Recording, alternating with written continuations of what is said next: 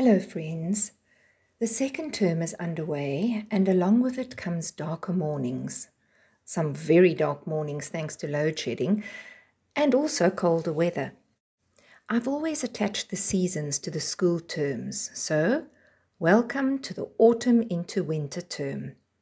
As with the many changes that autumn brings, there are significant changes in our classrooms too. Often the learners who were holding their head above water in term 1 seem to take a bit of strain in term 2, and the cracks begin to show. As the pace at which we work increases and new concepts are taught, some learners start to fall behind. This is particularly difficult for the parents to understand and come to terms with, as their child probably received a favorable report in term 1. As educators, we need to negotiate these difficult situations carefully. Early intervention is key. The first thing to try and establish is the reason for the learner falling behind.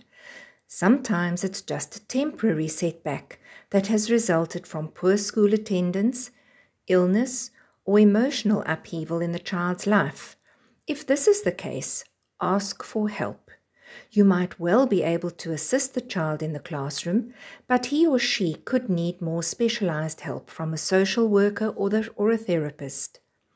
If the child has hit an academic stumbling block, you've probably picked that up yourself and put the intervention measures in place.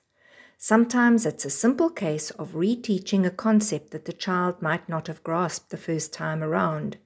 It could also be that the child needs a lot more practice to internalize the concept, and I'm referring particularly to maths and language work, such as reading, writing, and spelling.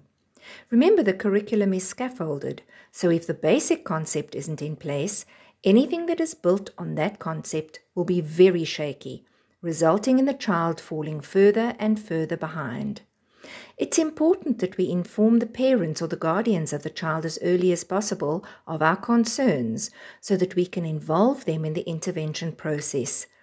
This isn't always possible in the circumstances we teach in today, but always try. Keep a record of all contact with the parents and the results that come from that contact. You need to protect yourself should there be any questions around interventions later in the year.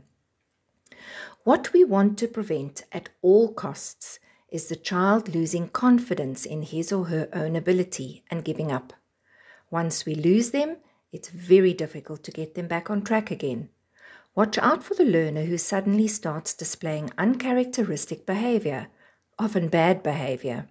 This could be an attempt to draw attention away from his inability to cope with the academic load that he's facing.